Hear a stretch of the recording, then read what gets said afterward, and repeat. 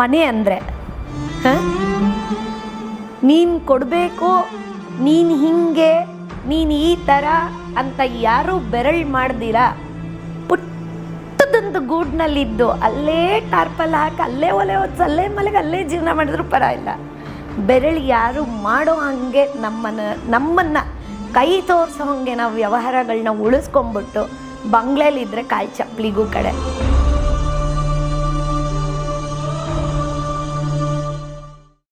ತಿಂಗಳಾದರೆ ಬಾಡಿಗೆ ಕಟ್ಟಬೇಕು ಅನ್ನೋದಿಲ್ದಿರ ಒಂದು ಲೀಸ್ ಮನೆ ಮಾಡ್ಕೊಳ್ಳಿ, ಒಂದು ಸ್ವಂತ ಮನೆ ಮಾಡ್ಕೊಳ್ಳಿ, ನಿಂದಂತ ಒಂದು ಸೂರು ಇರಲಿ ಅಂತಾರೆ ದೊಡ್ಡವರು.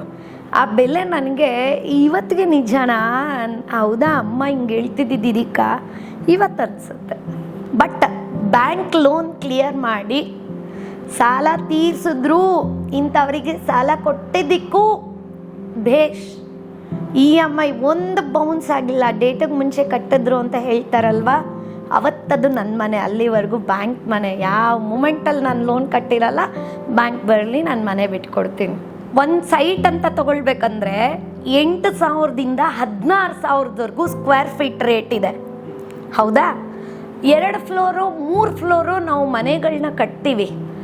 ಕನ್ಸ್ಟ್ರಕ್ಷನ್ ಸೈಟ್ ಕಾಸ್ಟು 1 ಕೋಟಿ ಬಿದ್ದಿರುತ್ತೆ, ಕನ್ಸ್ಟ್ರಕ್ಷನ್ಗೆ 1.25 ಕೋಟಿ ಬಿದ್ದಿರುತ್ತೆ. ಒಟ್ಟು ಎಷ್ಟಾಯ್ತಪ್ಪ? 2.25 ಕೋಟಿ. ಬೇಡ 2 ಇಟ್ಕೊಳ್ಳಿ. 2 ಕೋಟಿಗೆ 50 ಪೈಸಾ ಬಡ್ಡಿ ಲೆಕ್ಕದಲ್ಲಿ 1 ಲಕ್ಷ ರೂಪಾಯಿ ತಿಂಗಳಿಗೆ ಬರುತ್ತೆ ಅಲ್ವಾ? ಆ 1 ಲಕ್ಷ ರೂಪಾಯಿ ಬಾಡಿಗೆ ದುಡಿಬೇಕು ಅಂದರೆ ಎಷ್ಟು ಫ್ಲೋರ್ ಕಟ್ಟಿರಬೇಕು? ಬಿಲ್ಡಿಂಗ್ ಡಿಪ್ರಿಸಿಯೇಟಿವ್ ಕಾಸ್ಟ್ ಎಷ್ಟು? ಶ್ರಮ ಎಷ್ಟು? ನೋಡೋಕ್ಕಷ್ಟು ದೊಡ್ಡ ಬಿಲ್ಡಿಂಗ್ ಓನರು.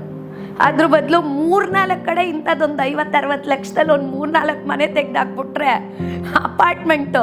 ನೀವೇನು ಸೇಫ್ಟಿ ಕೊಡ್ತೀರಾ? ಸೆಕ್ಯೂರಿಟಿ ಇರುತ್ತೆ, ಸ್ವಿಮ್ಮಿಂಗ್ ಪೂಲ್ ಕೊಡ್ತೀರಾ, ಗ್ರಾಸರಿ ಶಾಪ್ಸ್ ಕೊಡ್ತೀರಾ? ನನ್ನ ಪ್ರಕಾರ ಕನ್ಸ್ಟ್ರಕ್ಷನ್ ಕ್ವಾಲಿಟಿ ಚೆನ್ನಾಗಿರುತ್ತೆ, ರೀಸೇಲ್ಗೆ ಡಾಕ್ಯುಮೆಂಟ್ ಯಾವುದು ತೊಂದರೆ ಇರಲ್ಲ, ನ್ಯಾಷನಲೈಸ್ ಬ್ಯಾಂಕ್ಸ್ನಲ್ಲಿ ಲೋನ್ಸ್ ಮಾಡಿಸಿರ್ತೀರಾ, ಸೇಫ್ಟಿ ಸೆಕ್ಯೂರಿಟೀಸ್ ಕೊಟ್ಟಿರ್ತೀರಾ, ಮತ್ತು ಆಲ್ ಇಂಡಿಯಾ ಪ್ರಾಪರ್ಟೀಸ್. ನಿಮ್ಮದು ರಿಲೀಜನ್ ಯಾವುದೂ ಬರೋದಿಲ್ಲ ಇಲ್ಲಿ. ನಾನು ಕೇಳ್ಪಟ್ಟಂಗೆ ಹೇಳಬೇಕಂದ್ರೆ ಬ್ರ್ಯಾಂಡ್ ನೇಮಿಗೆ ಹೊಟ್ಟೋಗುತ್ತೆ, ಪ್ರೈಸ್ ಅನ್ನೋದು ಬ್ರ್ಯಾಂಡ್ ನೇಮಿಗೆ ಹೋಗುತ್ತೆ. ಒಂದು ಇನ್ನೊಂದೇನಾಗತ್ತೆ, ಯಾವಾಗ ಬ್ರ್ಯಾಂಡ್ ನೇಮ್ ಬಂತು ಅಲ್ಲಿ ಪ್ರೈಸ್ ಹೋಯ್ತು. ಕನ್ಸ್ಟ್ರಕ್ಷನ್ ಅವ್ರು ಹಾಕೋದು ಮೆಟೀರಿಯಲ್ಲು, ಐರನ್ ಹಾಕೋ ಕಡೆನೇ ಅವರು ಐರನ್ನೇ ಹಾಕೋದು, ಅವ್ರೇನು ಚಿನ್ನ ವಜ್ರ ಹಾಕಲ್ಲ. ಸಿಮೆಂಟ್ ಹಾಕೋ ಕಡೆ ಅವರು ಸಿಮೆಂಟೇ ಹಾಕೋದು. ಇವ್ರು ಯಾರೋ ಒಬ್ಬರು ಕನ್ಸ್ಟ್ರಕ್ಷನ್ ಮಾಡಿದ್ದಾರೆ ಅಂದಾಕ್ಷಣ ಅವ್ರ ಮನಸ್ಸಿನಲ್ಲೇನು, ಈ ಜನಗಳನ್ನ ನಾನು ಲೂಟಿ ಮಾಡಿಬಿಡ್ಬೇಕು, ಎಂಥದ್ದೋ ಒಂದು ಕನ್ಸ್ಟ್ರಕ್ಷನ್ ಮಾಡಿಬಿಡ್ಬೇಕು, ಬಿಲ್ಡಿಂಗ್ ಅವ್ರುಗಳಿಗೆ ಕೊಟ್ಬಿಡ್ಬೇಕು, ಅರ್ಥಕ್ವೇಕ್ ಆದರೂ ಆಗೋಗ್ಲಿ, ಫ್ಲಡ್ ಫ್ಯಾಮಿನ್ ಆದರೂ ಆಗೋಗ್ಲಿ, ಬಿಲ್ಡಿಂಗ್ ಕ್ರ್ಯಾಕ್ ಆಗಿ ಬಿದ್ದಾದರೂ ಹೋಗ್ಬಿಡ್ಲಿ, ಯಾರೋ ರಾತ್ರಿ ಸುಟ್ ಕೇಸಲ್ಲಿ ದುಡ್ಡು ತುಂಬ್ಕೊಂಡು ಓಡೋಗ್ಬಿಡೋಣ ಅಂತೇನು ಬಂದಿರಲ್ಲ ಅಲ್ವಾ? ಸೊ ಹಾಗಾಗಿ ಬ್ರ್ಯಾಂಡ್ ನೇಮ್ ನಾವೆಷ್ಟು ನೋಡ್ತೀವೋ ಅದಕ್ಕೆ ತಕ್ಕನಾಗಿ ಅಪ್ಕಮಿಂಗ್ ಏರಿಯಾ ಸ್ತಮಂ ನಾವು ತೊಗೊಂಡಿರೋದೇನಿದೆ, ನಾಗೇನಹಳ್ಳಿ ಕಡೆ ಇಸ್ರೋಲೇಟ್ ಅಂತ ಮಾಡಿದ್ದಾರೆ, ಕ್ವಾಲಿಟಿ ಕನ್ಸ್ಟ್ರಕ್ಷನ್ ಕೊಟ್ಟಿದ್ದೀರಾ ನೀವು. ಹಾಗಾಗಿ ನಿಮ್ಮದು ಬೇರೆ ಬೇರೆ ಎಲ್ಲಾದರೂ ಪ್ರಾಜೆಕ್ಟ್ಸ್ ಬರ್ತಿರೋ ಕಡೆಗೂ ಇನ್ವೆಸ್ಟ್ ಮಾಡಿಬಿಟ್ಟು ಯಾರಾದರೂ ಕೇಳಿದಾಗ ಬಿಟ್ಟು ಕೊಟ್ಬಿಟ್ಟು ರೀಸೇಲ್ಗೆ ಸಮ್ ಪರ್ಸೆಂಟೇಜ್ ತೊಗೊಂಡು ಕೂಡ ಬೇರೆಯವ್ರಿಗೊಂದು ನಮಗೆ ಇನ್ವೆಸ್ಟ್ ಮಾಡಿ ಇಟ್ಕೊಂಡು ರೀಸೇಲ್ ಟೈಮ್ನಲ್ಲಿ ನಮಗೊಂದು ಶೇರ್ ತೊಗೊಳ್ಬೋದು.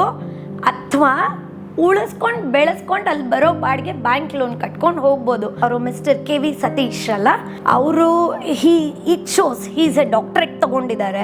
ಅವ್ರೇನು ಹೇಳ್ತಾ ಇದ್ದಾರೆ, ಯಾರೂ ಬಾಡಿಗೆ ಮನೆಗಳಲ್ಲಿ ಇರಬೇಡಿ, ಯಾರೇ ಆಗಲಿ ನಿರಾಶ್ರಿತರಾಗಬೇಡಿ, ಈ ಸರ್ರು ಯಾರಾದ್ರಾಗಲಿ ಒಂದು ಸ್ವಂತ ಮನೆ ಅಂತ ಮಾಡ್ಕೊಳ್ಳಿ. ಪಾಪ ಅವ್ರಿಗೆ ನಾವು ನನಗೆ ಗೊತ್ತಾಗಿದ್ದೇನೋ ಗುರು ಕಟ್ಟಿರೋದು 5% 10% ಅಷ್ಟೇ ಡೌನ್ ಪೇಮೆಂಟ್ಗೆ, ಮಿಕ್ಕಿದ್ದು ಆಮೇಲೇನೋ ಒಂದು ಸ್ವಲ್ಪ ಆಮೇಲೇನೋ ಬ್ಯಾಂಕ್ ಲೋನು. ನಂಗೆ ನಿಜವಾಗ್ಲೂ ಇಷ್ಟಕ್ಕೆಲ್ಲ ಒಂದು ಮನೆ ಕೊಡ್ತಾರ? ಇವ್ನು ಸುಳ್ಳು ಹೇಳ್ತಾನೋ ನಿಜ ಹೇಳ್ತಾನೋ, ಇನ್ನು ಆ ಮನೆ ಕ್ವಾಲಿಟಿ ಹೆಂಗಿರುತ್ತೋ, ಅದು ಯಾವನಿರ್ತಾನೋ, ಮುಂದಕ್ಕೆ ಆ ಡಾಕ್ಯುಮೆಂಟ್ ಏನಿರುತ್ತೋ, ಯಾವ ಏರಿಯಾ ಇರುತ್ತೋ, ಏನು ಲಿಟಿಗೇಷನ್ ಇರುತ್ತೋ ಅಂದ್ಕೊಂಡಿದ್ದೆ ನಾನು. ಹಾನೆಸ್ಟಾಗಿ ಹೇಳ್ತೀನಿ, ಗುರು ನನಗೆ ರಿಜಿಸ್ಟರ್ ಹತ್ತಿರ ಬರೋವರೆಗೂ ಹೇಳಿರಲಿಲ್ಲ. ಅದಾದಮೇಲೆ ನಾನು 3-4 ಸತಿ ಹೋಗಿ ಬಂದೆ, ಇವ್ರುಗಳ ಹತ್ರ ಎಲ್ಲ ಮಾತಾಡಿದೆ.